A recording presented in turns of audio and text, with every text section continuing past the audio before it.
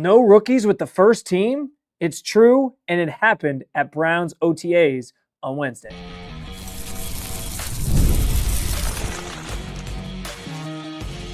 You are Locked On Browns, your daily Cleveland Browns podcast. Part of the Locked On Podcast Network, your team every day. What's up, Dog Pound? I'm Spencer German, your host of the Locked On Browns podcast, and proudly covering your Cleveland Browns each and every single day in the land and on the road. Quinshon Judkins is back, and boy, does he look good. The QB pecking order continues to take shape, and Todd Monken is easing the rookies into their respective roles, and that is okay. I do want to be clear because, yes, at OTAs on Wednesday here in Berea, I put out a tweet making it known that throughout each session of the day, it was noticeable that the Browns newest members, the Browns rookies from the 2026 class, were not part of generally the first group of guys that were going up and going to the line of scrimmage and playing. And it's not an indictment on those guys. I think that's the thing that has to be sort of cleared and out of the way here when we start talking about this, because this isn't some like, well, those guys just aren't better than these other guys or whatever.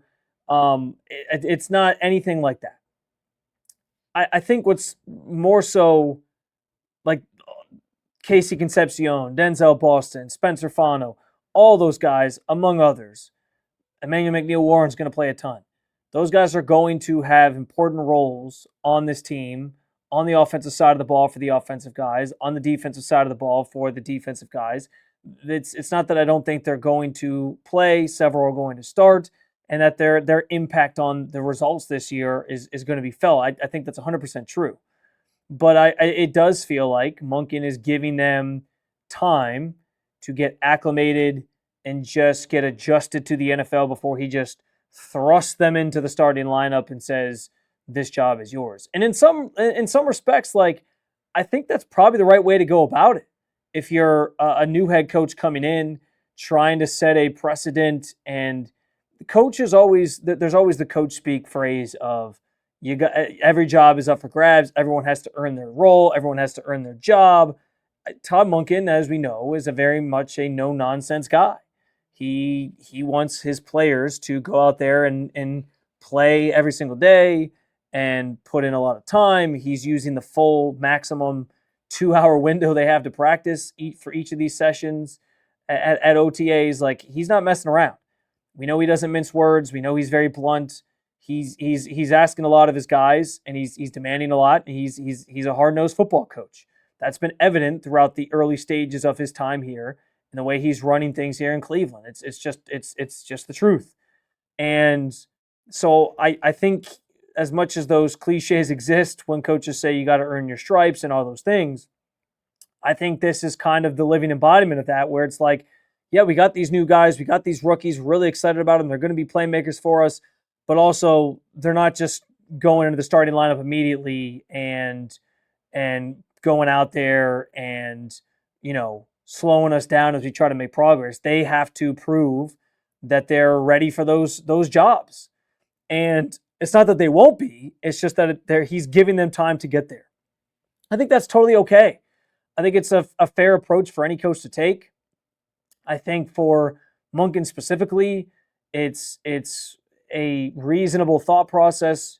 And more than anything, it's not even just about, like, quote unquote, making them earn it. It's also just about giving them time to get acclimated, because these guys have, for basically a month now, it's been, hot and heavy, nonstop. They weren't necessarily like in here working the first couple weeks after the draft, but the draft was a little less than a month ago. And ever since then, it's a bit of a whirlwind, right? You come in, you have rookie minicamp, you're starting to get to know some of your new teammates that you're going to be playing with. You have that 3-day weekend of work with your fellow rookies, but then you're in the building watching film. You're in the building going to meetings. You're in the building getting to know your other teammates. There's a lot sort of being thrown at you all at once. Then you got to go out on the football field. Then you have to be able to play with those guys and get on the same page as some of those guys and be able to communicate certain things. You're learning the playbook. You're learning the system that each coach wants to run, depending on what side of the ball you're on and what position you play. You're learning how they want to coach you. Maybe that's different from what you've known in high school or college or whatever. You're learning the speed of the game, which is always the number one thing that players seem to point to when you ask what's the biggest difference between like college and the NFL. A lot of guys always say, well, hey, it's the speed of the game, and I know it's going to take some time to get there. They need time to learn a lot of these different things, get comfortable, and then Monken's obviously going to be fine putting them into the starting lineup. And I want to clarify too, because I know that there were moments where a player, one of the rookies, was involved in a play that was with quote unquote the ones. One of the things that I think deserves some clarity on that is there are different sessions throughout practice, most notably like 7-on-7s, where you just have your skill positions, your quarterback, and then on the defense you have like your linebackers and secondary guys, where they're rotating constantly the receivers that are out there, the running backs that are out there. It's not just like a set group every single time. And the play of the day actually came during that session today. You had Deshaun Watson hitting Denzel Boston on a touchdown, the one touchdown of the day, down the far sideline, and it was really tight, cover two with a corner underneath and the safety over the top, and he fit into a nice window. Boston came down with it, scores a touchdown, really nice play. And so when I put out there on social media that none of the rookies are running with the ones, some people pushed back and said, like, well, how the hell did Deshaun Watson, who's theoretically quarterback one, we're going to talk about that coming up, how did he have a touchdown pass to Boston if he wasn't running with the ones? There are sessions and moments throughout the practice where, yes, these guys are rotating in, and so they're going with different groups sometimes. 7-on-7s is the perfect place, the most notable place that happens, where guys are rotating in. But when each new session sort of began and the offense was out there with their first team, it was not, those groups did not include Casey Concepcion and Denzel Boston. It was a lot of Isaiah Bond. It was a lot of Jerry Jeudy, obviously. It was a lot of, sort of surprisingly, Jamari Thrash. There was some Cedric Tillman mixed in there as well. And even on the offensive line, Spencer Fano wasn't part of those groups. There was a lot of DeJuan Jones playing left tackle. There was a lot of Elton Jenkins playing center, which could actually be where he ends up playing anyway. There was Zion Johnson at guard.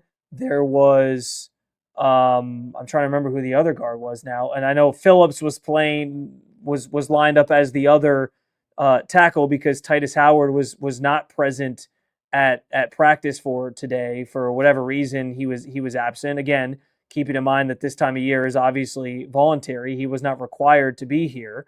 But the first team offense did not include those rookies. Oh, Tevin Jenkins, excuse me, was the other guard. Sorry. And then, yeah, like I said, Tyree Phillips was playing a lot of the right tackle spot. And that was kind of your first team offensive line. The receivers were, like I said, those names that I mentioned, but you didn't see the ones starting with that first group. They would sometimes rotate in. Yes, that's an important part of the context of how practice kind of works here, but they were not part of that initial first team group that was out there. And so, again, I think it was notable, but obviously something that's not going to last forever. And it just speaks to Todd Monken wanting to give them the temperament and the time to get acclimated, understand what they're seeing. And by the way, throughout practice, there was numerous sessions where it was kind of just a walkthrough. It was called Perfect Plays, really is the name of the session. And it's like you're just lining up, we're running the play, and we want to make sure everyone's doing the right thing at the snap. They don't even really let the play out all the way. They don't throw the ball. The running back gets like 2 yards past the line of scrimmage, and they blow the whistle dead. Obviously, nobody's tackling right now, but it's just to make sure everyone's doing the right thing. And those are the sessions that are important for those rookies to just make sure everything's sticking. They're getting it, and then they can apply it when they move into full speed. Again, it's going to change. These rookies are obviously going to be part of the first team offense. But it was noticeable that on day 2 of OTAs here, the rookies not quite yet running with the first team, and they're kind of earning their roles and earning their place as they pick things up and get more and more acclimated to the Browns, to what they're trying to do here, and to obviously just NFL game speed in the weeks and months ahead. Of course, everyone wants to know what's going on at the quarterback position. We got the latest on the pecking order under center. I'll give it to you coming up next on the Locked On Browns podcast.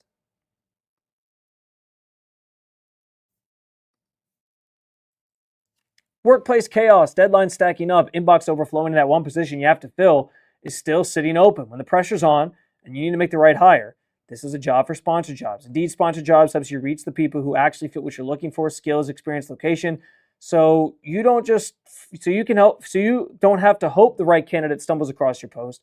And here's the stat that says it all. In the minute that I'll talk to you, companies like yours have made 27 hires with Indeed, according to Indeed data worldwide. Spend less time searching and more time actually hiring candidates who check all the boxes with less stress, less time, and more results. When you need to make the right hire, cut through the chaos, it's a job for Indeed sponsored jobs. Listeners of this show can get a $75 sponsored job credit to help give your job that premium placement it deserves at Indeed.com/podcast. Just go to Indeed.com/podcast right now and make sure you tell them you heard about us. You heard about Indeed on this podcast. Indeed.com/podcast. Terms and conditions apply. Need to hire. This is a job for sponsor jobs.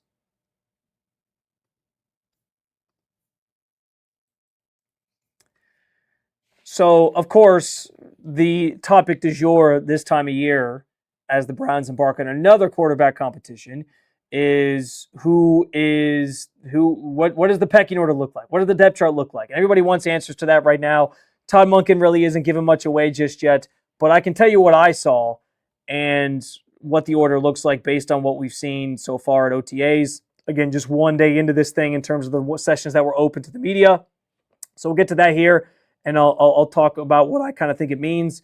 I do want to remind you quickly, though, about the Everydayer Club. Your chance to get Locked On Browns totally ad-free on whatever audio platform you prefer to listen to your podcast. Plus, you get access to a members-only Discord channel where you can interact with me and other hosts from around the network. Just head to LockedOnBrowns.supercast.com or check out the link in the show notes to sign up and learn more.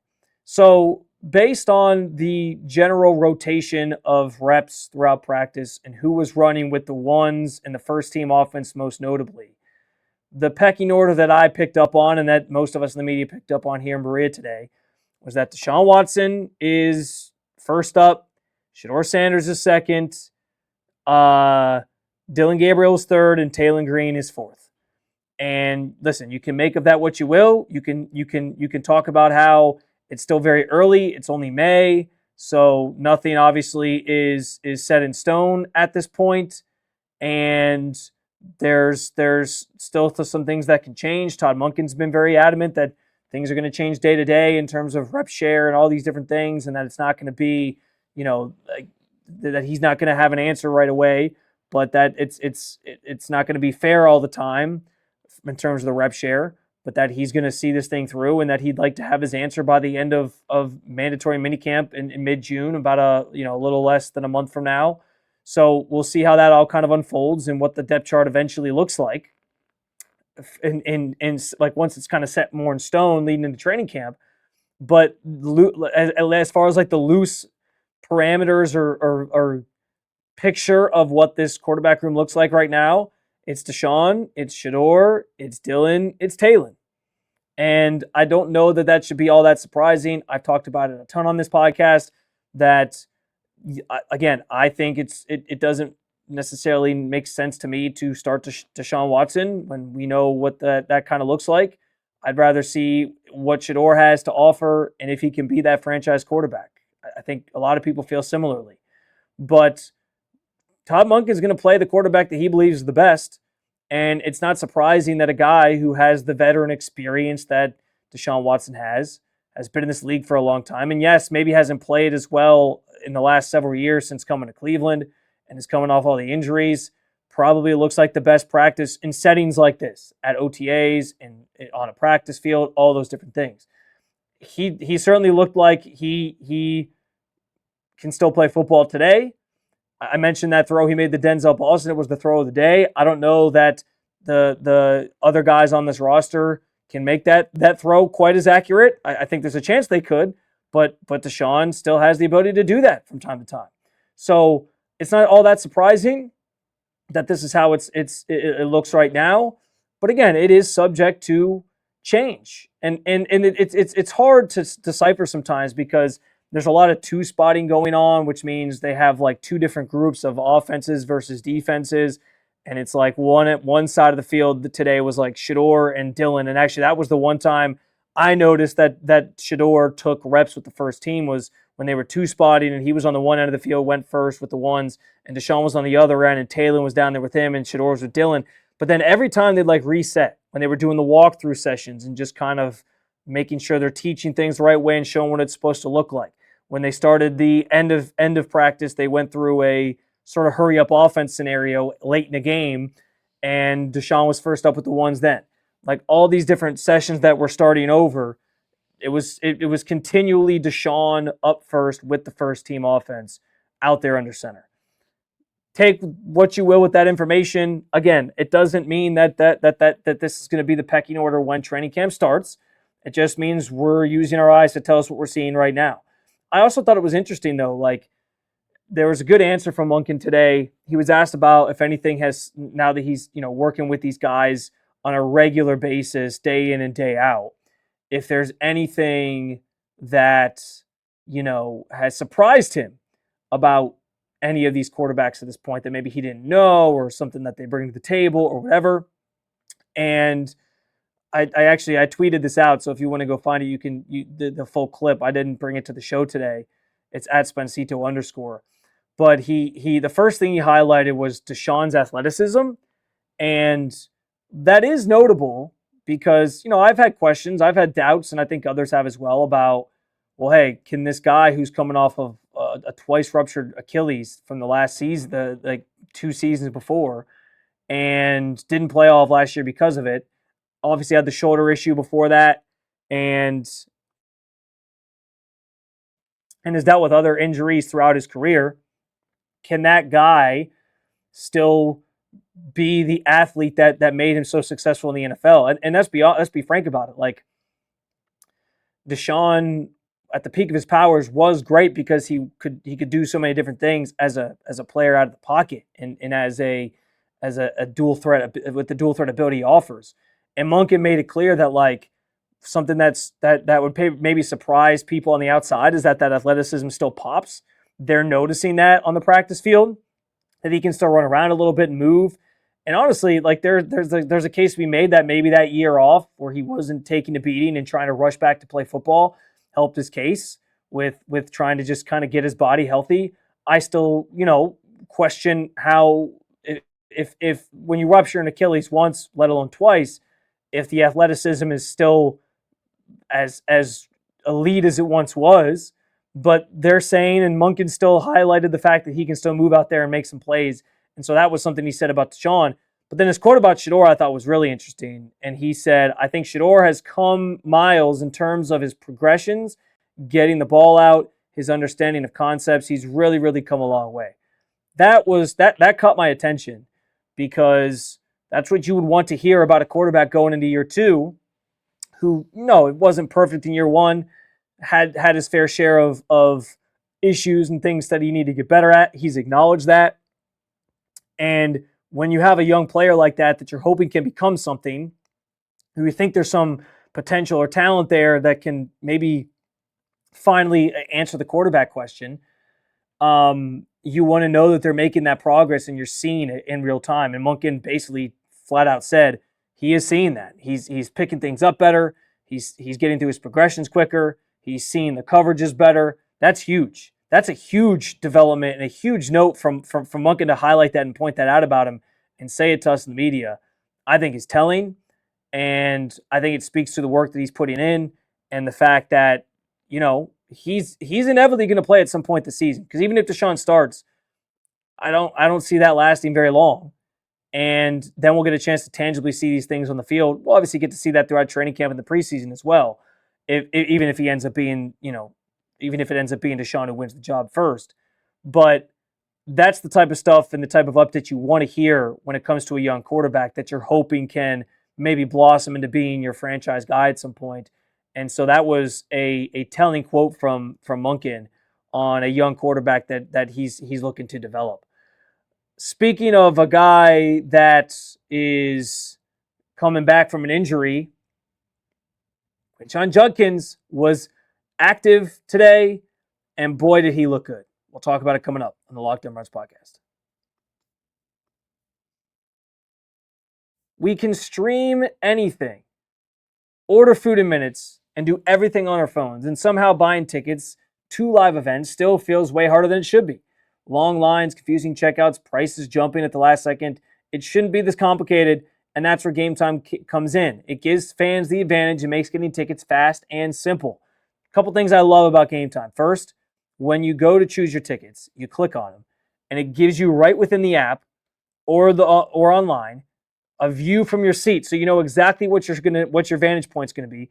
And plus, when you click on those tickets, it shows you the exact price you'll pay, convenience fees and all, in one place, so you don't get to the end and they tack on all these extra things, and then you're sitting there wondering what the hell happened from where I was buying or I was clicking on the tickets to now.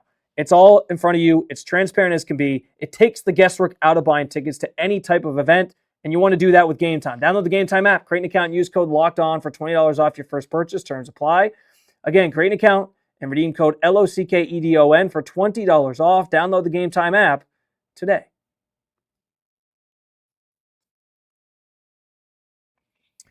All right, so a positive, not that this show has been negative, but a very positive update from Wednesday's OTA session is that Quinshon Judkins was back at practice. He kind of been more of he when we saw him earlier this spring, he was kind of running around. He had his jersey on. They would do some handoff stuff with him, but he wasn't wearing a helmet. It was off on his own. He wasn't involved in any team type stuff.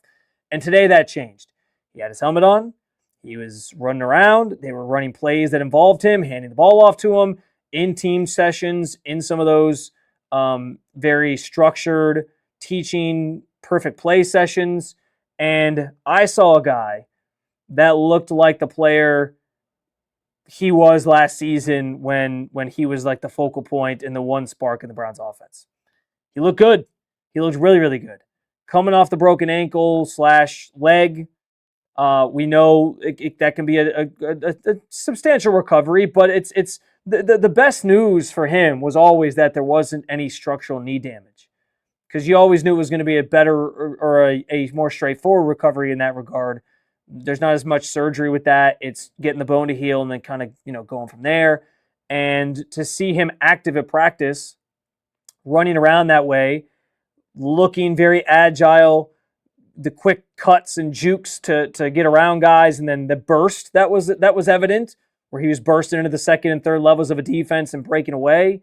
That was all very encouraging to see from Quinshon Judkins, who, as I talked about earlier in the week, has a chance to be, I think, the offensive MVP for this team.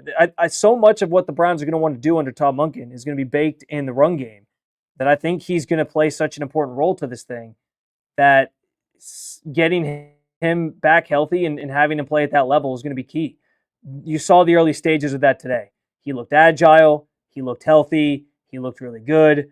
Again, if you want to see proof of that, I did tweet a video during practice at Spencito_, just to give you some proof that he looked really good. And listen, there's like I talked about there being context with the rookie thing. There's context to this as well. It's OTAs. There's no full pads. They're not hitting. They're not tackling. Guys aren't being brought to the ground, which I can guarantee you Todd Monken's going to be allowing. I know there was always some debate over how Kevin Stefanski probably handled full padded practices and allowing guys to tackle, trying to keep guys healthy during training camp in particular. I think it's pretty clear at this point, like Todd Monken's going to run a pretty tough and physical training camp and all those things. There's a fine line there because you do have to be careful with injuries, but I think he's going to allow some of that stuff to happen, and there's going to be some pads popping when we get to that time of the summer. And seeing Quinshon do that and showcase what he can do when that happens is going to be key. Monken even highlighted the fact that, yeah, he looks good right now, but guys aren't tackling him. And that part of his game that we saw last season, and I've talked about this a ton, the fact that his yards after contact were off the charts good. And seeing how he can make guys miss once they get the pads on is going to be that sort of next phase of Quinshon looking fully back, if you will. So we were a ways away from getting a chance to see that.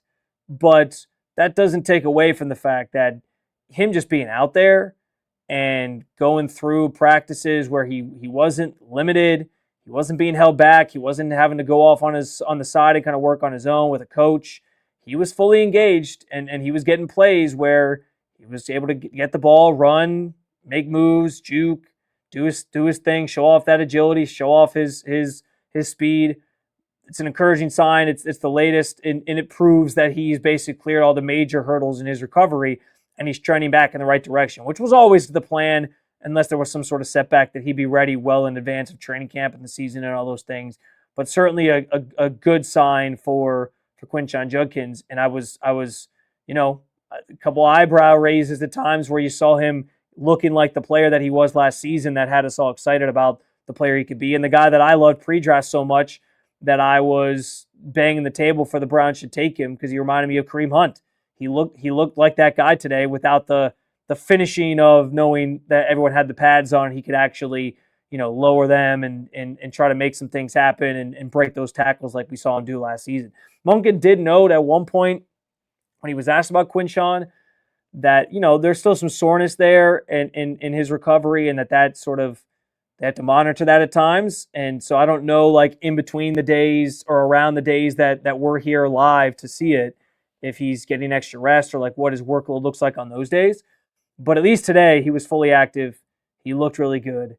And it's a good sign as he continues to get himself back to full health to be such an important piece and the focal point, in my estimation, of the Browns offense under Todd Monken in 2026.